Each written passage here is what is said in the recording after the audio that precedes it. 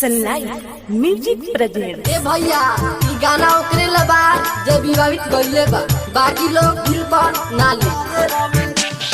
DJ Amit Tiwari, DJ Amit Tiwari के गाय के हम सारे होवे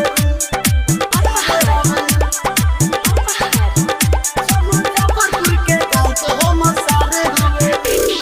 नया बाटे गायक साला गोइल बगाना दीदी पयोकरा चंपारण बा दीवाना, दीदी पयोकरा चंपारण बा दीवाना।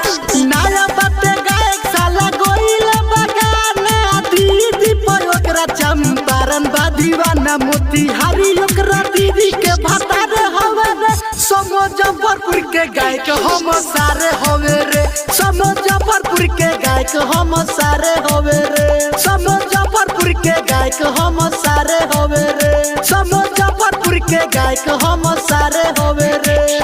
डीजे अमित तिवारी के गायक हम सारे होवे रे। प्रेजेंटेड बाय न्यू राघर। मुजफ्फरपुर के गायक हम सारे होवे रे। मिलेला बोलावे ओकर छोटा की बहिनिया, छोटा की बहिनिया, छोटा की बहिनिया। ओकर फेरा में रहे ढाका बरगिनिया, ढाका बरगिनिया, ढाका बरगिनिया। ए भैया सुना ना, मिलेला बोलावे ओकर छोटा की बहिनिया, ओकर फेरा में रहे ढाका बरगिनिया। हम तो देत नहीं गाड़ी तो प्यारे होवे रे, मुजफ्फरपुर के गायक हम सारे होवे रे, मुजफ्फरपुर के गायक हम सारे होवे रे, मुजफ्फरपुर के गायक हम सारे होवे रे, सारे होवे रे। डीजे अमित तिवारी के गायक हम सारे होवे प्रेजेंटेड बाय न्यू राघर म्यूजिक। मार्केट में घूमी घूमी कोइले बायोती, कोइले बायोती, कोइले बायोती। विवेक ब्रांड के ही मानेल नु पोहती, मानेल नु पोहती, मानेल नु पोहती।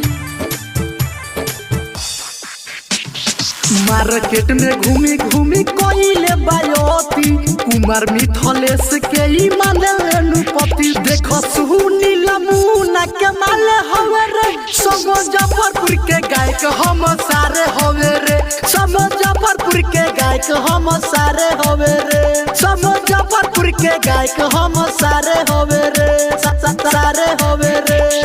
नया बाटे गायक साला गोइल बगाना दीदी पयोकरा चंपारण बा दीवाना। मोतिहारी ओकरा दीदी के भतार होवे रे, मुजफ्फरपुर के गायक हम सारे होवे रे, मुजफ्फरपुर के गायक हम सारे होवे रे, मुजफ्फरपुर के गायक हम सारे होवे रे, मुजफ्फरपुर के गायक हम सारे होवे रे, सारे होवे रे। साज फिल्म्स रिकॉर्डिंग स्टूडियो लाला छपरा चौक।